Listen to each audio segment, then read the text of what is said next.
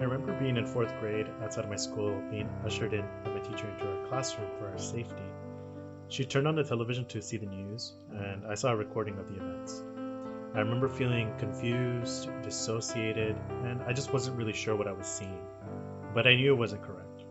So we were promptly sent home, and while I don't have a personal or emotional connection to the tragedy, my heart does go out to families who lost a loved one during this time.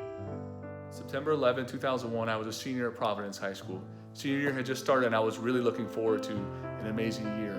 And I remember waking up that morning and my whole world changed as I saw the World Trade Centers on fire, attacked.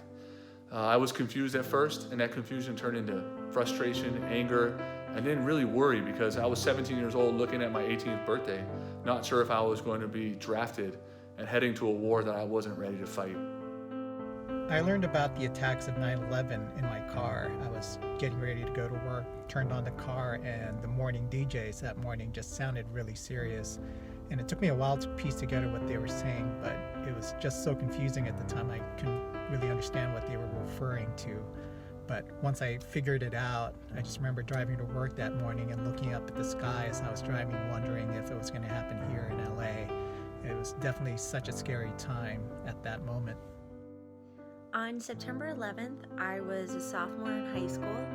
I was starting the day off in my English honors class with one of my favorite teachers. And when the announcement came over the loudspeaker to let us know that a plane had flown into the first tower, I was completely shocked. I remember my teacher holding the bridge of his nose with his eyes closed, and I think I kept thinking he would tell me or tell us that it wasn't real, and it never happened.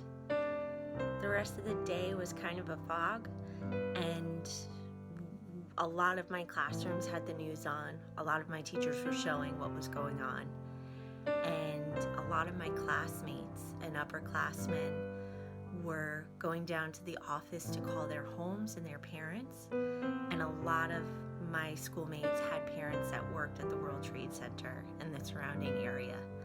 So it was really scary.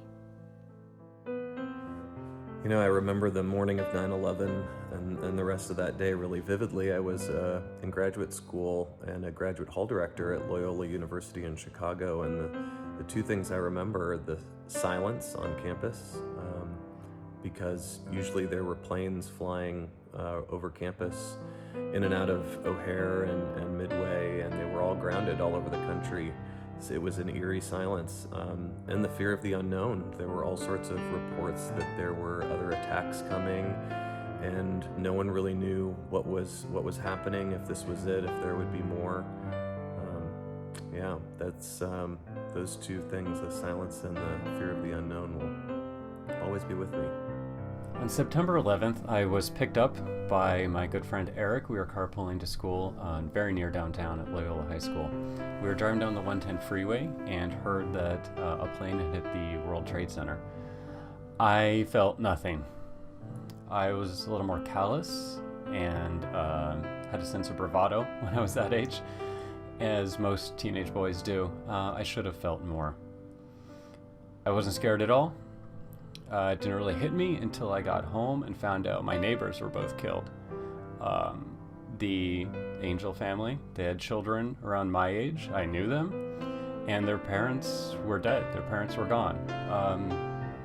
That's when it really hit me that actual human life was at stake. I didn't get that until then.